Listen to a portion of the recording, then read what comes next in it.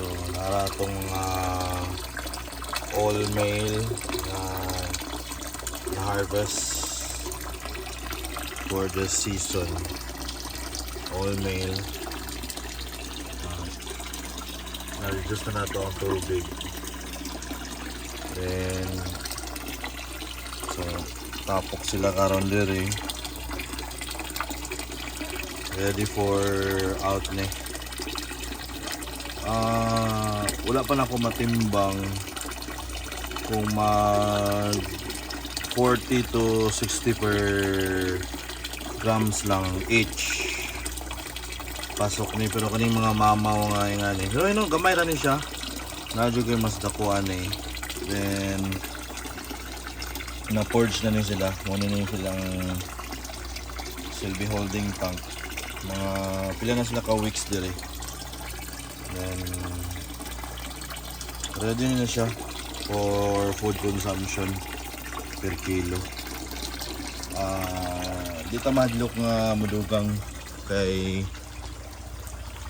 muna itong taas ang level sa tubig, pero pwede rin kikay nato ni paubsan kung pinanglano nato sa dugang stock. So possible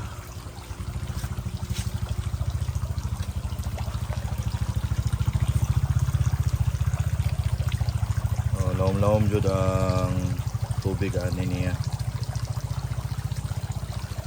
pero naka okay ni, ready na ni siya ubsan lang gamay dito. Then additional tag stock siguro katong mga dagko ito nga male. So diri gyud ang makabuylo sila kay kaning kangkong na ani siya plus duckweed o well aerated pod ni. So wat lang tagtimbangan ani para ugma singa nato kung